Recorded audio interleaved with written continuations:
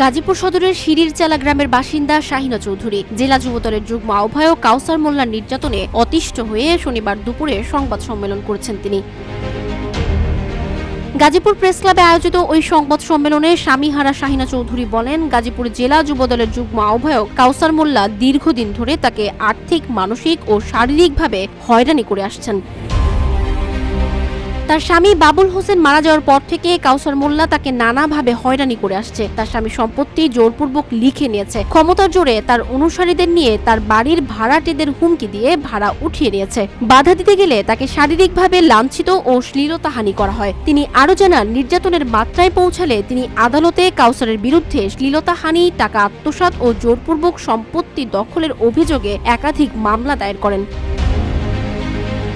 শাহিনা চৌধুরী আরও অভিযোগ করেন, আমার ও আমার সন্তানের জমি জমা বুঝিয়ে না দিয়ে বরং আমাদের নামে মিথ্যা মামলা দিয়ে হয়রানি করা হচ্ছে। অভিযোগের বিষয়ে কাউসার মোল্লা বলেন, শাহিনা চৌধুরী সুমা আমার ভাবি হয়, এখানে দলীয় প্রভাব বিস্তারের কোনো বিষয় নেই। ভাবির সাথে জমি জমা সংক্রান্ত বিষয়ে পূর্ব থেকে বিরোধ রয়েছে।